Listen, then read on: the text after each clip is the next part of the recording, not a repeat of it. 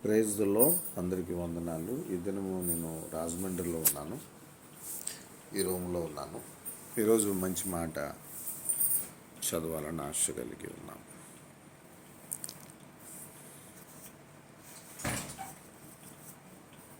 దేవుడు దావీదు పట్ల చాలా ఆశ్చర్యమైన కార్యాలు చేసిన తర్వాత 103వ కీర్తన రాసుకున్నాడు.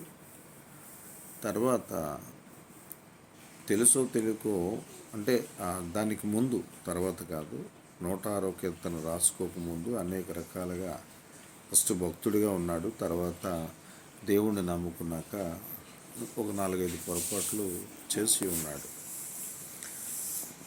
సొంత ఆలోచనలతో కానీ, పాపం కానీ, ఉజ్జయకు మందు తాగించడం కానీ చాలా మరి ఆయన భక్తుడిగా ఉన్నాడు. తర్వాత పాపం చేసి ఉన్నాడు. తర్వాత చాలా బాధలు పడ్డాడు. తర్వాత దేవుణ్ణి తెలుసుకున్నాక నాతాన్ ద్వారా 2వ పత్రిక సమూయేలు 12వ అధ్యాయం మీరు చదువుకో. నాతాన్ ద్వారా సరిచేశాడు దేవుడు. 12వ అధ్యాయంలో ఏం తెలుసుకున్నాడంటే, పాపము చేసి ప్రార్థన చేస్తే దేవుడు వినడని దావీదు తెలుసుకున్నాడు. ఈ వీడియో చూస్తున్న ప్రతి ఒక్కరు కూడా, మీరు కానీ దేవుణ్ణి నమ్ముకొని పాపం చేస్తూ ఉన్నారనుకోండి, మీ ప్రార్థన వినడు. ఎందుకంటే మహాభక్తుడి ప్రార్థనే వినలేదు. అయితే సమూయేలు 12వ అధ్యాయంలో ఏం తెలుసుకున్నాడు దావీదు అంటే, పాపము చేస్తే దేవుడు ప్రార్థన వినడు. పాపము చేయకుండా పరిశుద్ధులుగా ఉంటే ఖచ్చితంగా తన ప్రార్థన వింటాడు, ఆ ప్రార్థన చెవిలోకి వెళుతుంది అని దావీదు తెలుసుకున్నాక, మరి పాపము నుండి విడుదల పొందుకున్నాక, ఇక లైఫ్లో ఎటువంటి పాపం చేయకూడదని ఫిక్స్ అయిపోయిన తర్వాత ఎన్నిసార్లు ప్రార్థన చేశాడంటారు? చూద్దాం. 119వ కీర్తనలో 119వ కీర్తన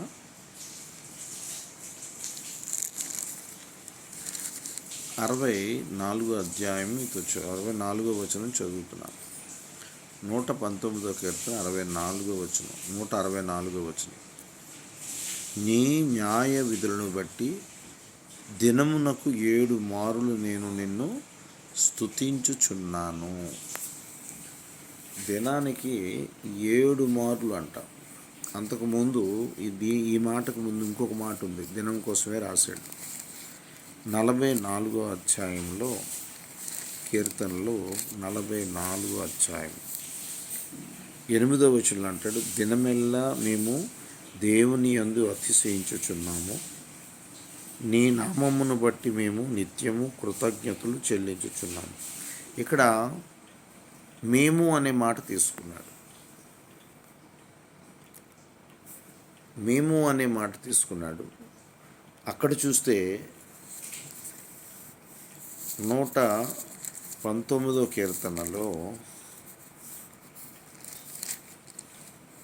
64వ వచనం చూడండి. నీ న్యాయ విధులను బట్టి దినమునకు 7 మారులు నేను నిన్ను స్తుతించుచున్నాను అన్నాడు. అంటే మేము అన్న పదములో ఐక్యత ఉంది, కానీ ఆ మేము అన్న దాంట్లో కొంతమంది సరైన వారు లేరు. అందుకే దావీదు వెనకబడుతూ ఉన్నాడు. గర్దించేవారు లేరు, హెచ్చరించేవారు లేరు, తన స్వబుద్ధిని ఆధారం చేసుకొని నడిచేవారే ఉన్నారు. అందుకు దావీదు కొంత పాపానికి గురయ్యాక ఎన్నో బాధలు పడ్డాడు, ఎన్నో కష్టాలు పడ్డాడు. పడిన తర్వాత దేవుడు చూస్తూ, నా ఇష్టానుసారంగా పాపం చేస్తున్నాడు, లాభం లేదని నాతాన్ని పంపించి దావీదుని సరిచేశాడు. సరిచేసిన తర్వాత తన ఇండివిజువల్ ప్రార్థన మొదలుపెట్టాడు. 7 మార్లు అంటే దినానికి 7 మార్లు దేవుణ్ణి స్తుతించే భాగ్యం కల్పించుకున్నట్టు. ఈరోజు మీరు కూడా, మీతో దేవుడి బిడ్డలున్నా ఎవరున్నా, వారు ఎలాంటి వారో కనిపెట్టండి. తేడాగా ఉంటే పడిపోతారు. మీరు పరిశుద్ధులుగా ఉన్నారని మీరు అనుకుంటే వారికి వేరుగా ఉండండి.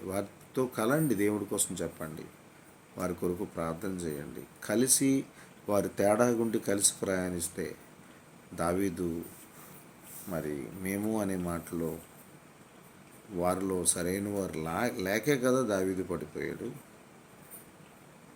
ఎందుకు అలా చూస్తున్నా, దావీదు తప్పది దేవుడు ఒప్పుకోడని చెప్పిన వాళ్ళు ఉన్నారా? లేదు. తప్పు చేసి దేవుడి దృష్టిలో ఒక ముద్దాయిగా కనిపించాడు, ఒక పాపిగా కనిపించాడు, ఒక వేషధారిగా కనిపించాడు, నీతిని విడిచి అన్యాయం చేసేవాడిగా కనిపించాడు. కనుక తన ఇష్టానుసారంగా బ్రతుకుతున్న దావీదుని మరలా నాతాను ద్వారా తన ఇష్టానుసారంగా బ్రతికినప్పుడు అంతా బాగుంది, మేము అని కొంత స్నేహం చేశాక వెనక్కిపోయాడని తెలిసి సేవకుని పంపించి సరిచేశాడు.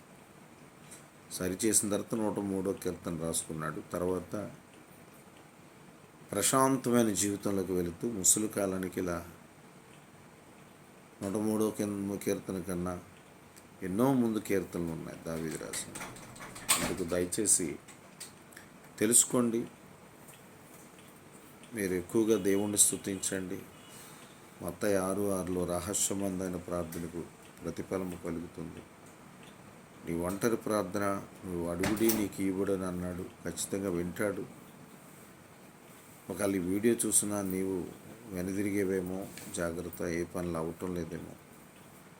శైలేష్ పాలు ఈరోజు ఈ వాక్యం ద్వారా నువ్వు వింటే సరి చేసుకొని పాప క్షమాపణ కోరుకొని దేవుణ్ణి